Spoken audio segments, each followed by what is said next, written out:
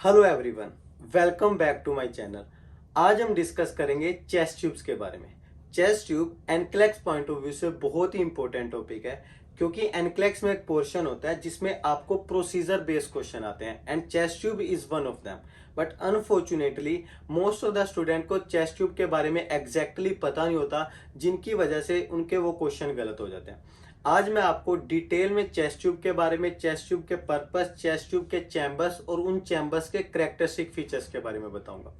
So talking about chest tube का basic काम क्या होता है? To maintain negative pressure inside our lungs. ये नेगेटिव प्रेशर का मतलब क्या होता है? मतलब कि यूजली जर्नली जो हमारे लंग्स के अंदर प्रेशर होता है as compared to environmental air वो कम होता है, यानी कि इन्वायरमेंट में जो एयर है वो ज्यादा है as compared to our lungs.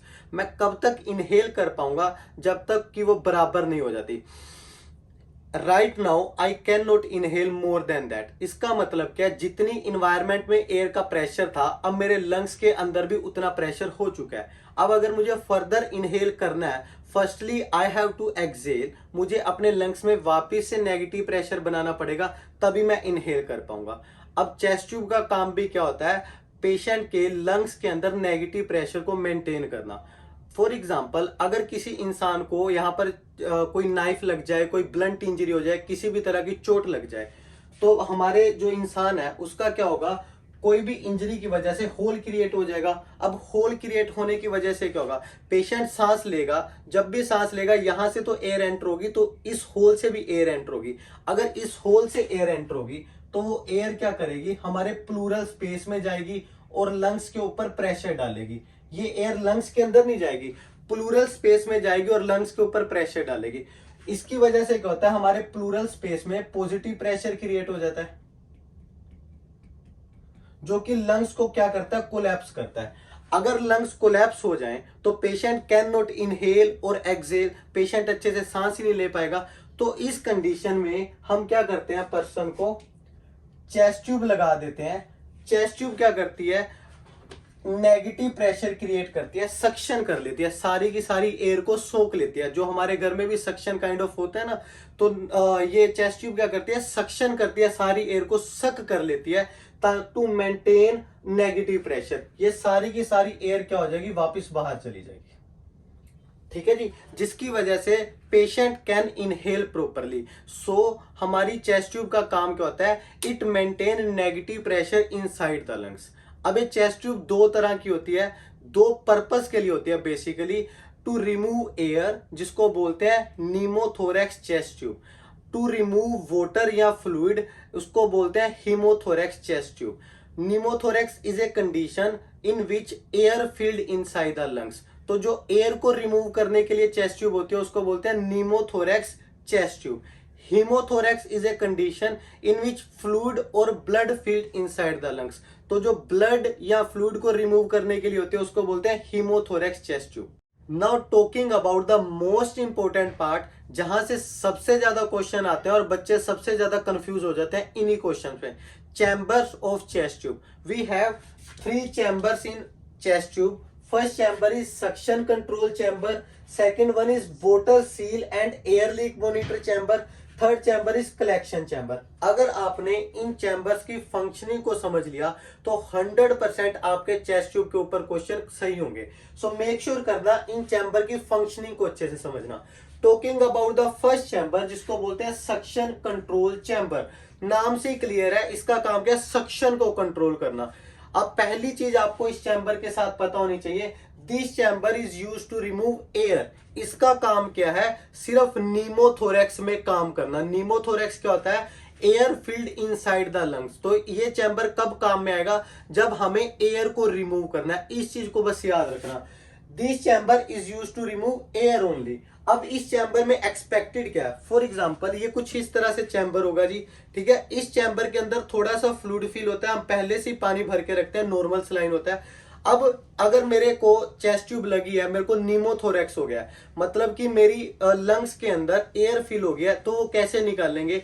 हम एक पाइप लगा देंगे मेरी चेस्ट ट्यूब से। वो पाइप कहां पर कनेक्टेड होगी? इसके अंदर चली जाएगी, पानी के अंदर। अब उस पाइप का काम क्या है? सक्शन करना। वो सक्शन करेगी, सारी की सारी एयर को खींचेगी। अगर सक्शन करेगी, सारी की सारी एयर को खींचेगी, तो सारी एयर इस पानी के अंदर आएगी। आप जर्नली एक्सपेरिमेंट करके देख लेना, यहां पर स्ट्रो डालना और उसमें फूंक मारना, यानी कि पानी के अंदर फूंक मारना। जब एयर अंदर जाएगी पानी के अंदर, there will be creation of bubble. Bubble हमारे क्या होंगे, बनेंगे पानी के अंदर।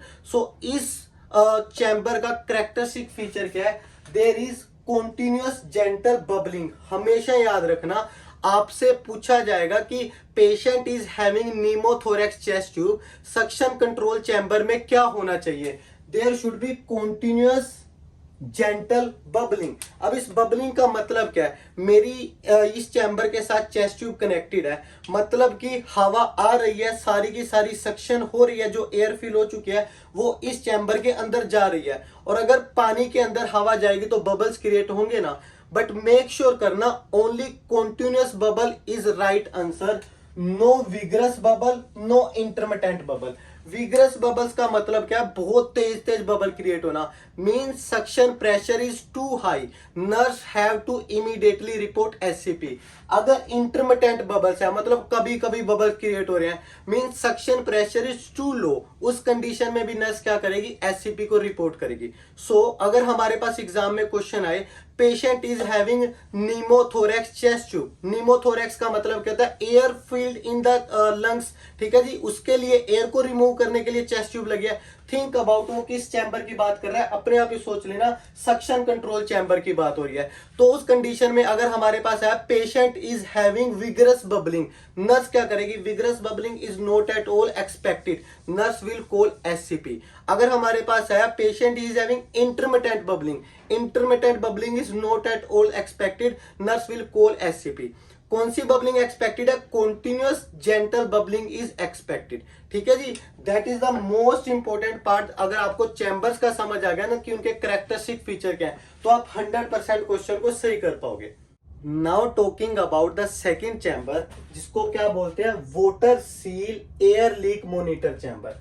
जब भी इस चैम्बर की बात होगी, think about hemothorax, think about ये चैम्बर किसके लिए काम हो रहा है, to remove the fluid from the lungs. पहला चैम्बर क्या था, सक्शन कंट्रोल चैम्बर। जब भी उस चैम्बर की बात होनी थी, हमने क्या सोचना था, नीमोथोरेक्स और टू रिमूव एयर। और जब भी एयर रिमूव होगी तो हमारे बबल्स क्रिएट होंगे। कभी भी जब एयर रिमूव होगी और वो एयर पानी के अंदर आएगी, there will be creation of bubbles. But इस चैम्बर की जब भी बात होगी, water seal air leak monitor chamber, जब भी इस चैम्बर की बात होगी, थिंक अबाउट हीमोथोरेक्स। और हीमोथोरेक्स में क्या होता है, फ्लूइड होता है। ये चैम्बर कब यूज होता है, जब भी हमें फ्लूइड को रिमूव करना हो। इस चैम्बर का कैरेक्टरिस्टिक फीचर क्या है, टाइडलिंग। टाइडलिंग क्या होती है, इस चैम्बर के अंदर एक बॉल होती है जो कि वाटर के अंदर क्या करती है, फ्लोट करती है। सो जब भी पेशेंट इनहेल करेगा, ये बॉल टाइडल करेगी, ये बॉल ऊपर नीचे होगी। जब भी पेशेंट एक्सहेल करेगा, तब भी ये बॉल ऊपर नीचे होगी। तो आपको कैसे याद रखना है, इन दिस चैम्बर, इस चैम्बर का बेसिक पर्पस क्या है, फ्लूइड को रिमूव करने में काम आता है, हीमोथोरेक्स में काम आता है। कभी भी हमारे पास क्वेश्चन आए, patient is having hemothorax chest tube, अपने आप समझ जाना कि वो किस चैम्बर की बात कर रहा है, water seal air leak monitor chamber की बात कर रहा है। इस चैम्बर का कैरेक्टरिस्टिक फीचर क्या है, टाइडलिंग। अगर हमारे पास क्वेश्चन आए, patient is having hemothorax chest tube, और क्या चीज एक्सपेक्टेड है, टाइडलिंग इज एक्सपेक्टेड। टाइडलिंग क्या होता है, क्योंकि इस चैम्बर के अंदर एक बॉल होती है, वाटर के अंदर एक बॉल फ्लोट कर रही होती है। जैसे ही पेशेंट इनहेल करेगा, वो बॉल क्या करेगी, टाइडल करेगी, ऊपर नीचे होगी। जैसे ही पेशेंट एक्सहेल करेगा, वो बॉल क्या करेगी, ऊपर नीचे होगी। Tidaling is expected in this chamber. Now second question, patient is having hemothorax chest tube, उसकी चेस्ट ट्यूब में से बबलिंग हो रही है, कॉन्टिन्यूअस बबलिंग हो रही है, क्या वो एक्सपेक्टेड है या नहीं है।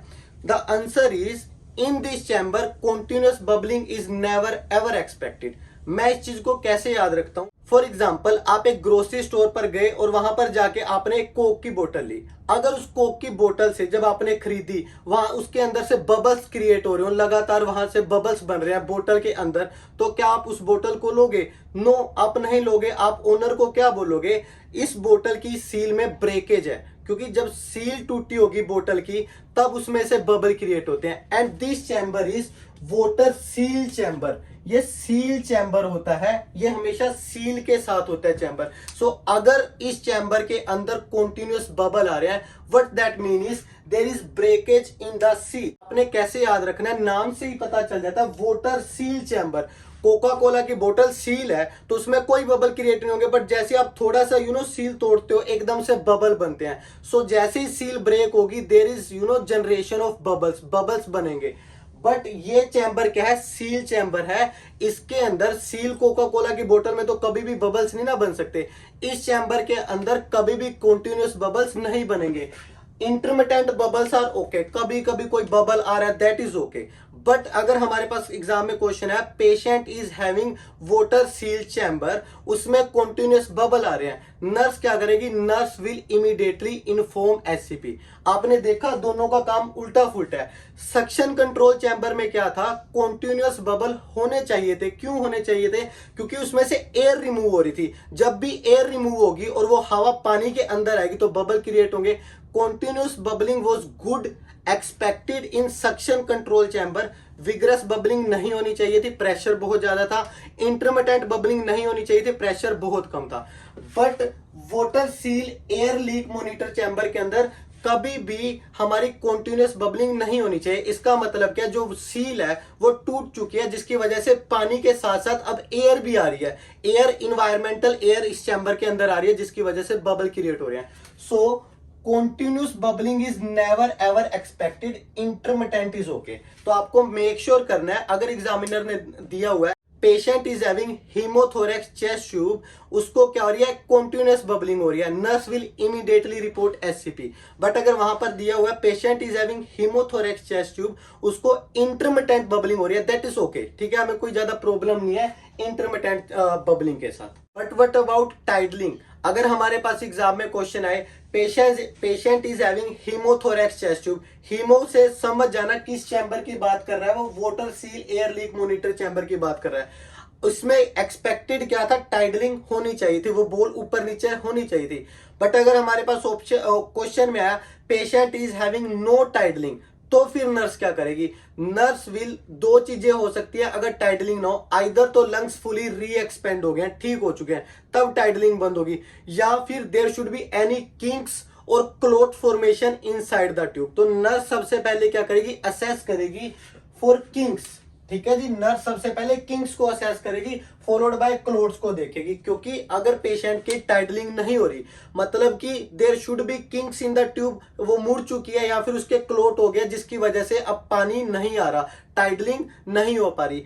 सो मेक श्योर करना इस चैम्बर के अंदर, water seal air leak monitor chamber के अंदर क्या चीज होनी चाहिए, टाइडलिंग शुड बी देयर। बट अगर टाइडलिंग नहीं हो रही तो इसके दो पर्पस हो सकते हैं, या तो लंग्स री एक्सपेंड हो गए, पर हम उसे नहीं मान के चलते, हम ये मान के चलेंगे शायद किंग्स हो चुके हैं। सो नर्स की पहली रिस्पॉन्सिबिलिटी क्या होगी, nurse will always assess for Kings और क्लोट्स, ठीक है जी, फॉलोड बाय, अगर किंग्स और क्लोट्स नहीं है तो हम एससीपी को रिपोर्ट करेंगे, माइट भी उसके लंग्स री एक्सपेंड हो चुके हैं, तो हम क्या करेंगे, patient is good to go. But अगर हमारे पास है patient is having hemothorax chest tube, उसकी कॉन्टिन्यूअस बबलिंग हो रही है, इमीडिएटली रिपोर्ट एससीपी, उसकी इंटरमिटेंट बबलिंग हो रही है, just document the finding. Now talking about most frequently asked question जो कि चेस्ट ट्यूब से आता है।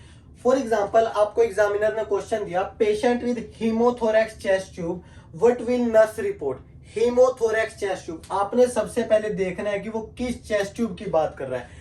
हीमोथोरेक्स, हीमो किस पर्पस के लिए यूज होती थी, हीमो मींस वाटर, ठीक है जी, वाटर को, फ्लूइड को रिमूव करने के लिए। और इस कंडीशन में कौन सा चैम्बर यूज होता है, आई told you, water seal air leak monitor chamber. अपने आप समझ जाना, अगर उसने हीमोथोरेक्स चेस्ट ट्यूब की बात की है तो water seal air leak monitor chamber की बात हो रही है।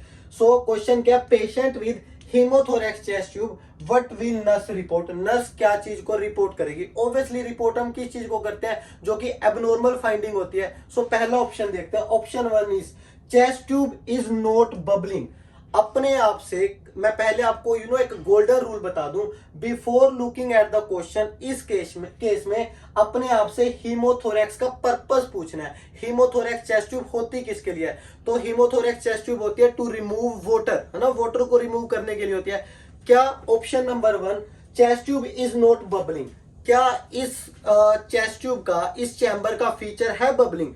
बबलिंग तो फीचर था सक्शन कंट्रोल चैम्बर का। So chest tube is not bubbling, ये तो अच्छी बात है, चेस्ट ट्यूब बबल नहीं कर रही, तो ये तो रिपोर्ट नहीं करेंगे।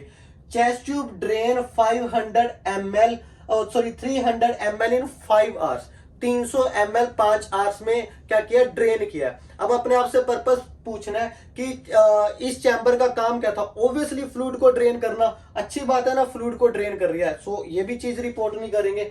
चेस्ट ट्यूब इज टाइडलिंग, तो अपने आप से अगेन पर्पस पूछना है, इस चैम्बर में क्या टाइडलिंग होती थी? यस, इस चैम्बर में टाइडलिंग होती है, तो ये भी चीज रिपोर्ट नहीं करेंगे। Chest tube is not draining, इस पर्पस का काम, इस चैम्बर का काम क्या था? ड्रेन करवाना फ्लूइड को। Chest tube is not draining, so we will report that option. Obviously अगर चेस्ट ट्यूब ड्रेन नहीं कर रही तो हमारा आंसर क्या हो गया इस कंडीशन में? नंबर 4। अभी देखना, अगर सिनेरियो चेंज हो जाए, पेशेंट विद हीमो की जगह नीमोथोरेक्स चेस्ट ट्यूब है जी, हमारे पास आ गई, पेशेंट विद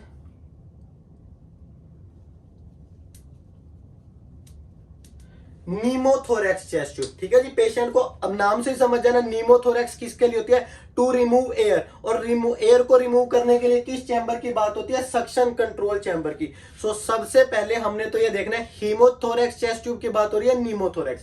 पहले हम हीमो की बात कर रहे थे, अब मैंने सिनेरियो को चेंज कर दिया, एग्जाम में हमारे पास क्वेश्चन आ गया patient with नीमोथोरेक्स chest tube, what will nurse report? अब नर्स क्या रिपोर्ट करेगी? अब अगेन वही रूल, गोल्डन रूल अप्लाई करना है, अपने आप से पर्पस पूछना है कि नीमोथोरेक्स चेस्ट ट्यूब किस चीज में यूज करते हैं हम? टू रिमूव एयर, है ना, रिमूव एयर को रिमूव करने के लिए करते हैं। तो सक्शन कंट्रोल चैम्बर का कैरेक्टरिस्टिक फीचर क्या था? बबल करना, है ना, बबल अगर नहीं होंगे तो हम रिपोर्ट करेंगे। So option number 1 is chest tube is not bubbling, क्या हम ये रिपोर्ट करेंगे? ऑब्वियसली, क्योंकि सक्शन कंट्रोल चैम्बर की बात हो रही है तो हमें रिपोर्ट करेंगे। चेस्ट ट्यूब ड्रेन्स 300 ml इन 5 आवर्स, तो क्या हम रिपोर्ट करेंगे? ऑब्वियसली रिपोर्ट करेंगे, क्योंकि इसका काम क्या है, इस चैम्बर का काम क्या है? नीमोथोरेक्स चेस्ट ट्यूब का काम क्या है? सिर्फ एयर को रिमूव करना। अगर फ्लूइड को भी रिमूव कर रही है, there should be any abnormality, कोई हमसे इंजरी हो गई है या फिर कहीं और का फ्लूइड आने लग गया है, सो हम ये भी रिपोर्ट करेंगे।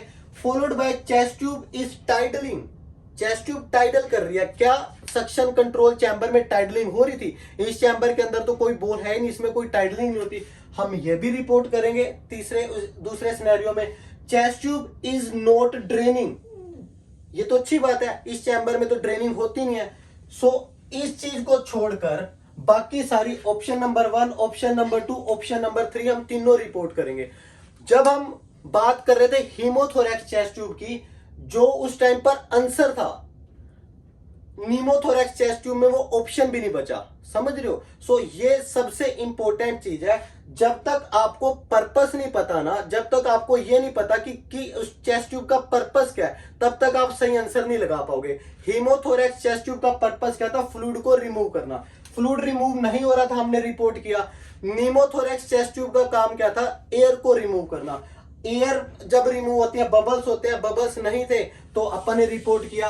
तो इसका काम फ्लूइड को रिमूव करना तो नहीं है, तो फ्लूइड भी रिमूव हो रहा था, हमने रिपोर्ट किया। इस चैम्बर में टाइडलिंग भी नहीं होती, अगर टाइडलिंग दिया वी विल रिपोर्ट, ठीक है जी। जो पहले हीमोथोरेक्स के टाइम पर आंसर था, वो नीमोथोरेक्स के टाइम पर इवन एग्जिस्ट भी नहीं कर रहा। सो मेक श्योर करना आपको ये पता हो चेस्ट ट्यूब में नीमोथोरेक्स चेस्ट ट्यूब का काम क्या होता है, सक्शन कंट्रोल चैम्बर का काम क्या होता है, हीमोथोरेक्स चेस्ट ट्यूब का काम क्या होता है, and water seal air leak monitor chamber का काम क्या होता है। जब तक आपको ये नहीं पता तो आप कभी भी चेस्ट ट्यूब के आंसर सही नहीं कर पाओगे। Now talking about our third chamber, जिसको बोलते हैं कलेक्शन चैम्बर। अब इसका काम क्या है? सिर्फ फ्लूइड को कलेक्ट करना, इसमें कोई टाइडलिंग नहीं होगी, कोई बबलिंग नहीं होगी, इसमें कुछ नहीं होता। जो कि सारा फ्लूइड आया है उसको कलेक्ट करने का काम होता है कलेक्शन चैम्बर का। अब इसमें 2 या 3 रिस्पॉन्सिबिलिटीज है जो आपको पता होना चाहिए। जब भी चेस्ट ट्यूब लगाते हैं, collection of the blood from the lungs, nurse की रिस्पॉन्सिबिलिटी क्या है? Assess every hourly for first 8 hour, ठीक है जी। पहले 8 घंटे के लिए नर्स कैसे असेस करेगी? एवरी आवर्ली, हर एक घंटे के बाद। फॉलोड बाय जब भी 8 घंटे हो गए देन एवरी 8 आवरली। तो आपको एग्जाम में क्वेश्चन आ सकता है कि चेस्ट ट्यूब के बाद नर्स किस कब कब कब असेस करेगी। पहले 8 घंटे के लिए तो हर एक घंटे के बाद असेस करना है। जैसे ही 8 घंटे हो गए फॉलोड बाय एवरी 8 आवरली, 8 घंटे के बाद 8 घंटे में एक बार हम असेस कर देंगे। This line is very important. Always report if fluid is more than 100 ml per hour. हमारे पास एग्जाम में क्वेश्चन है जी, नर्स ने असेस किया 12 बजे जो पेशेंट का फ्लूइड था वो था 100 ml, अब 1 बजे फ्लूइड कितना हो गया 300 ml, यानी कि 12 से 1 में 1 घंटे का गैप था। सो 1 घंटे के अंदर अंदर पेशेंट को 200 ml क्या आ गया, ड्रेनेज हुई है। नर्स क्या करेगी, इमीडिएटली रिपोर्ट करेगी। रूल क्या कहता है, अगर 100 ml से ज्यादा पर आवर फ्लूइड आ गया, ड्रेनेज हुई, इसका मतलब क्या, इंटरनल ब्लीडिंग हो रही है, nurse have to report immediately. So make sure करना if fluid is less than 100 ml। Exam में क्वेश्चन आया कि नर्स ने असेस किया जी पेशेंट का जो फ्लूइड है वो है 95 ml पर आवर जो ड्रेन हुआ है। नर्स क्या करेगी, डॉक्यूमेंट द फाइंडिंग। अच्छी बात है 100 ml से कम है, बट अगर एग्जाम में क्वेश्चन आया नर्स ने नोट किया है पेशेंट का जो फ्लूइड है वो 105 ml पर आ रहा है, नर्स क्या करेगी, nurse will immediately call SCP. अगर मोर देन 100 है 1 घंटे में nurse will report. Followed by very important concept subcutaneous emphysema. ऐसा पूछा जाता है कि चेस्ट ट्यूब के बाद नर्स की रिस्पॉन्सिबिलिटी क्या बनती है, to check for subcutaneous emphysema. Subcutaneous emphysema क्या होता है, सबक्यूटेनियस हमारी स्किन की एक लेयर होती है, एम्फिसीमा क्या होता है, air filled inside the subcutaneous layer. So nurse की पहली रिस्पॉन्सिबिलिटी क्या बनती है, nurse will always palpate the skin. जब भी पेशेंट को चेस्ट ट्यूब लगी है उसके जो चारों तरफ नर्स पाल्पेट कर कर देखेगी, क्योंकि चांसेस होते हैं पर्सन की, जो पेशेंट है, क्लाइंट है, उसकी एयर के अंदर, उसकी स्किन के अंदर एयर फील्ड हो सकती है। तो जब भी एयर फील्ड होगी इसका क्लासिकल साइन क्या होगा, क्रेपिटस साउंड, कड़ की आवाज आएगी। Nurse should palpate skin for crepitus sound. Very important. It means person is having subcutaneous emphysema. तो अगर हमारे पास एग्जाम में क्वेश्चन है, नर्स क्या करेगी जी, आफ्टर चेस्ट ट्यूब लग चुकी है, nurse will palpate the skin for crepitus sound. अगर क्रेपिटस साउंड प्रेजेंट है तो इसका मतलब क्या है, पेशेंट को क्या हो गया, सबक्यूटेनियस एम्फिसीमा हो गया। अब नर्स का सबसे पहला रोल क्या है, वेरी इंपॉर्टेंट, सबसे पहला रोल क्या है, नर्स उस एरिया को मार्कर के साथ क्या कर देगी, कवर कर देगी, डायमीटर को मार्क कर देगी। क्यों कर देगी, ताकि हम कल को फिर से चेक करेंगे, अगर तो वो बढ़ेगी नर्स विल इमीडिएटली रिपोर्ट, अगर नहीं बढ़ रही तो दैट्स फाइन। सो नर्स की रिस्पॉन्सिबिलिटी क्या बनती है, if patient is having crepitus sound, अगर पेशेंट को सबक्यूटेनियस एम्फिसीमा है तो नर्स क्या करेगी, एरिया को मार्कर के साथ, एरिया को डायमीटर मार्क कर देगी मार्कर के साथ। फॉलोड बाय अगर वो इंक्रीज हो रहा है तो नर्स इमीडिएटली रिपोर्ट करेगी। अगर हमारे पास एग्जाम में क्वेश्चन आया कि पेशेंट विद चेस्ट ट्यूब वो एम्बुलेट कर रहा था, नर्स उसके साथ थी, और एकदम क्या हुआ, जो चेस्ट ट्यूब है वो डिस्कनेक्ट होगी। डिस्कनेक्ट का मतलब क्या है, यहां से जो चेस्ट ट्यूब है वो उतर गई। अब अगर जब भी डिस्कनेक्ट होगी तो जो होल हमने क्रिएट किया था चेस्ट ट्यूब के लिए, अब वो ओपन हो चुका है, अब एयर यहां से एंटर कर सकती है। सो नर्स का प्राइमरी पर्पस क्या होगा, उस एयर को एंटर होने से रोकना, क्योंकि पेशेंट तो इनहेल करेगा, अब यहां से भी हवा जाएगी, यहां से भी जाएगी। So what will nurse do first, अगर हमसे पूछा गया, नर्स सबसे पहले क्या करेगी, nurse will place gloved hand over the hole, इस एरिया के ऊपर ग्लव्ड हैंड यूज करेगी। मेक श्योर करना, मैं एक वर्ड का यूज कर रहा हूं, gloved hand. Nurse can not place naked hand, without glove nurse यहां पर हाथ नहीं रख सकती, that could cause infection. So आपने सबसे पहले, अगर आपको ऑप्शन दे रखे, अगर वहां पे लिखा हुआ है नर्स विल प्लेस हैंड, उस ऑप्शन को कभी मत चूज करना जब तक वर्ड ग्लव नहीं लिखा हुआ, क्योंकि इससे जो नेक्ड हैंड है इन्फेक्शन कोज करता है, वो नहीं नर्स कर सकती। फॉलोड बाय नर्स क्या करेगी, नर्स पेट्रोलियम गोश्त जेली लगा देगी, यहां पर वैसलीन या पेट्रोलियम गोश्त जेली से इस एरिया को बंद कर देगी, ताकि होल से एयर अंदर ना जाए। तो उसके बाद एससीपी को कॉल करेगी। अगर हमसे यह पूछा गया what will nurse do first, सबसे पहले नर्स क्या करेगी, ग्लव्ड हैंड प्लेस करेगी। अगर हमसे यह पूछा गया what will nurse do best, सबसे बेस्ट एक्शन क्या उस टाइम पर, बेस्ट एक्शन ग्लव्ड हैंड प्लेस करना नहीं है, बेस्ट एक्शन क्या है, पेट्रोलियम या फिर वैसलीन गोश्त जेली लगाना। मेक श्योर करना एनक्लेक्स स्टूडेंट के साथ इसी तरह से खेलता है। मोस्ट ऑफ द स्टूडेंट पास क्यों नहीं कर पाते, उन्हें कंसेप्ट पता होता है बट उन्हें यह नहीं पता होता कि वो क्वेश्चन में एनक्लेक्स पूछ क्या रहा है। यहां पर सिर्फ एक वर्ड चेंज होने से आंसर ही चेंज हो गया। सो अगर हमारे पास ऑप्शन आया कि पेशेंट की डिस्कनेक्ट हो गई है ट्यूब, ठीक है जी, what will nurse do first, सबसे पहले नर्स ऑब्वियसली टेप तो नहीं ना लगाएगी, कोई भी नर्स अपने हाथ में टेप लेकर तो नहीं घूम रही, तो nurse immediately place gloved hand, followed by nurse किसी को बुलाएगी, टेप आएगी, फिर टेप लगाई जाएगी। अगर हमसे ये पूछा गया what will nurse do best, best का मतलब होता है सिर्फ एक चीज बताओ जिससे सारी प्रॉब्लम दूर हो जाए। बेस्ट एक्शन क्या होगा, ऑब्वियसली हाथ रखने से तो प्रॉब्लम दूर नहीं होगी, सारा दिन हम पेशेंट के साथ थोड़ी घूमते रहेंगे। तो सबसे बेस्ट एक्शन क्या होगा, प्लेस वैसलीन या फिर पेट्रोलियम गोश्त jelly. Always remember what is the first, जो भी हमारा पहला आंसर है डजंट मीन कि वो बेस्ट आंसर हो, जो भी बेस्ट आंसर है डजंट मीन कि वो पहला ही हो। ऑलवेज मेक श्योर करना ये डिफरेंशिएट आपको पता हो कि पहला एक्शन कौन सा होता है और सबसे बेस्ट एक्शन कौन सा होता है। पहले एक्शन का मतलब क्या होता है जी, सीक्वेंस बताओ, मतलब कोई भी प्रॉब्लम आ गई सबसे पहले नर्स क्या करेगी। बेस्ट एक्शन का मतलब क्या होता है, सिर्फ एक एक्शन करना है जिससे प्रॉब्लम सोल्व हो जाए, that is the best action. So आपको दोनों में डिफरेंस पता होना चाहिए। बेस्ट एक्शन क्या है, फर्स्ट एक्शन क्या है, दोनों आंसर अलग अलग होते हैं। फॉलोड बाय मेक श्योर करना, ये वेरी इंपॉर्टेंट है, जब भी टेप लगानी है, जिसकी मैं बात कर रहा हूं पेट्रोलियम और वैसलीन गोश्त टेप की, ये हमेशा 3 साइड से लगती है, 3 साइड सिक्योर होती है, एक एंड को हम ओपनली छोड़ देते हैं। आपने हमेशा इसी ऑप्शन को चूज करना है, सिक्योर वैसलीन गोश्त जेली फ्रॉम 3 साइड्स। एक साइड क्या होती है, ओपनली हम छोड़ देते हैं। अगर हमारे पास एग्जाम में सिनेरियो आता है damage to water seal chamber, अब नर्स क्या करेगी। वाटर सील चैम्बर में डैमेज होने का मतलब क्या है, ये जो हमारा चैम्बर था जिसमें टाइडलिंग हो रही थी, इसमें डैमेज हो गया, मतलब कि ये वाला टूट गया है, अब सिर्फ पाइप रह गया जो कि चेस्ट के साथ लगा हुआ है और ओपन पाइप रह गया। व्हाट विल नर्स डू, अब सबसे पहले हमारी रिस्पॉन्सिबिलिटी क्या होती है, हमारा पर्पस क्या है, ताकि एयर इनसाइड ना चली जाए, एयर अंदर ना चली जाए। सो नर्स सबसे पहले क्या करेगी, इमीडिएटली क्लैंप, जो ट्यूब लटकी रह गई है जो कि इसके साथ पहले अटैच थी, अब अटैच नहीं रही क्योंकि ये चैम्बर टूट चुका है। नर्स सबसे पहले क्या करेगी, क्लैंप कर देगी उस पाइप को सो दैट एयर अंदर ना जाए। फर्स्ट एक्शन क्या होगा, क्लैंप करेगी। Followed buy put the tube in sterile water, nurse immediately style water में सबमर्ज कर देगी उस पाइप को, फॉलोड बाय रीक्लैंप। सो हमारा फर्स्ट एक्शन क्या है, क्लैंप करना, बट हमारा बेस्ट एक्शन क्या है, put tube in sterile water. As I told you earlier, सबसे पहले सीक्वेंस आता है। बेस्ट एक्शन का मतलब क्या होता है, एक चीज जिससे हमारी एक बार के लिए प्रॉब्लम सोल्व हो जाए। सो मेक श्योर करना जब भी डैमेज के ऊपर क्वेश्चन पूछा जाए, हमारा आपको ऑप्शन में देखना है, आपको स्टेटमेंट में देखना है कि what is NCLEX is expecting. So make sure करना जब भी डैमेज के ऊपर क्वेश्चन पूछा जाए, आपको पहले ये देखना है एनक्लेक्स आपसे पूछ क्या रहा है। फर्स्ट एक्शन अलग है, बेस्ट एक्शन अलग है।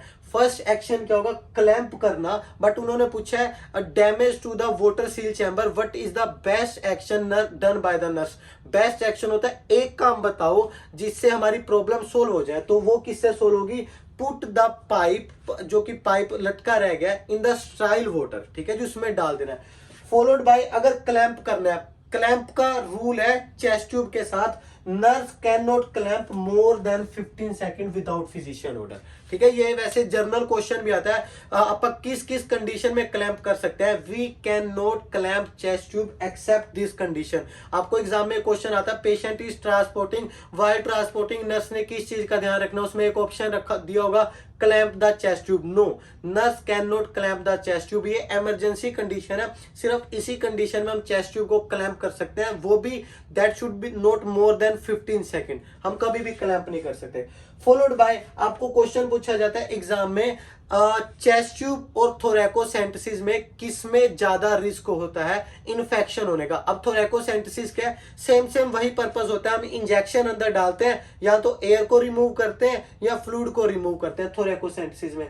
चेस्ट ट्यूब के बारे में तो हम बात कर ही रहे हैं, चेस्ट ट्यूब या थोरैकोसेंटेसिस में इन्फेक्शन रिस्क किस में ज्यादा होता है। Always remember, chest tube has more chances of infection as compared to thoracocentesis. Thoracocentesis क्या है, वन टाइम यूज कर रहे हैं हम। जैसे इन एंड आउट कैथेटर होते हैं ना, हम सिर्फ एक बार डालते हैं, यूरिन को बाहर निकाल लेते हैं। बट जो हमारा परमानेंट कैथेटर होता है, फोलिस कैथेटर, वो अंदर डाल के रखते हैं। किस कैथेटर में ज्यादा चांसेस होते हैं इन्फेक्शन के? ऑब्वियसली फोलिस कैथेटर में, क्योंकि वो अंदर डला हुआ है कितने दिनों से, chances of infection is more. So thoracocentesis and जो हमारी चेस्ट ट्यूब है, किसमें ज्यादा इन्फेक्शन का रिस्क है? ऑब्वियसली चेस्ट ट्यूब के अंदर, क्योंकि थोरैकोसेंटेसिस तो एक बार आप पुट करते हैं, निकाल लेते हैं। चेस्ट ट्यूब हमने लगाकर रखी हुई है कितने दिनों से, chances of infection are more. Followed by key points, आपको इन पॉइंट्स का ध्यान रखना है, एग्जाम में पूरे चांसेस है आ सकता है। Patient can ambulate with chest tube, very first thing. कभी भी एग्जाम में क्वेश्चन आए कि पेशेंट चेस्ट ट्यूब के साथ एम्बुलेट कर सकता है, यस, उस चेस्ट ट्यूब के साथ पेशेंट कैन एम्बुलेट। फॉलोड बाय दूसरा क्वेश्चन है, पूछा जाता है what is the best place, जो चैम्बर है चेस्ट ट्यूब के नीचे, जो चैम्बर है जिसकी मैं बात कर रहा था, इनको सबसे बेस्ट प्लेस है, कहां रखा जाता है इनको? Always remember below the level of chest. क्यों? तभी तो ग्रेविटी के थ्रू फ्लूइड या एयर रिमूव होगी। कभी भी at the level of chest, at head end, at foot end कहीं नहीं रखना, below the level of chest make sure करना। फॉलोड बाय लोकेशन पूछी जाती है, वेरी इंपॉर्टेंट, ठीक है जी। पेशेंट को नीमोथोरैक्स चेस्ट ट्यूब लगनी है, कहां पर लगेगी? नीमोथोरैक्स का मतलब क्या है? A chest tube use to remove air, और एयर हमारी कहां पर होती है? ये हमारे लंग्स हैं, जो हमारी एयर होती है वो हल्की होती है, ठीक है। तो हम चेस्ट ट्यूब कहां पर लगाएंगे? Apex of the lungs. मैं इसको कैसे याद रखता हूं? A for apex, A for air. Second thing, अगर हमारे पास एग्जाम में क्वेश्चन आए patient is having hemothorax chest tube, best location कहां पर है, कहां पर लगेगी? अब पानी क्या थोड़ा हैवी होता है, ऑब्वियसली ग्रेविटी के थ्रू नीचे होता है, तो आप कहां पर लगाएंगे? Base of the lungs. मैं कैसे याद रखता हूं? B for blood, B for base. Make sure करना आपको ये चीज पता हो। Followed by never ever clamp chest tube during the transportation, मैं बता चुका हूं। फॉलोड बाय इक्विपमेंट कौन कौन से होने चाहिए हमारे बेड साइड के ऊपर? स्ट्राइल connector, Vaseline goes, normal saline in case damage हो जाए, वैसलीन गोज इन केस हमारी डिस्कनेक्ट हो जाए, सूचर रिमूवल किट होनी चाहिए at the time of removal, ठीक है जी, जब हमने रिमूव करना है। एंड लास्ट गोल्डन क्वेश्चन जो कि एग्जाम में पूछा जाता है बार बार, कि नर्स ने ऑर्डर दे, सॉरी फिजिशियन ने ऑर्डर दे दिया है कि चेस्ट ट्यूब रिमूव होनी है, नर्स की रिस्पॉन्सिबिलिटी है। Nurse will immediately administer opioids pain killer 30 minute before the removal. Patient को जब चेस्ट ट्यूब रिमूव होती है, बहुत दर्द होता है, मेक श्योर करना नर्स की रिस्पॉन्सिबिलिटी है 30 मिनट बिफोर नर्स ने क्या देनी है? ओपोइड पेन किलर, यानी कि मॉर्फिन वगैरह देनी है। That is all about chest tube. आपको चेस्ट ट्यूब में से एक एक लाइन में से क्वेश्चन आ सकता है, मेक श्योर करना बार बार इस वीडियो को देखना, notes banana, and like share subscribe with दो स्टूडेंट जो कि एनक्लेक्स की प्रिपरेशन कर रहे हैं, क्योंकि चेस्ट ट्यूब एक बहुत इंपॉर्टेंट टॉपिक है जिसके बारे में मोस्ट ऑफ द टीचर्स बात नहीं करते। मेक श्योर करना आपको इस टॉपिक के बारे में पता हो। Thank you.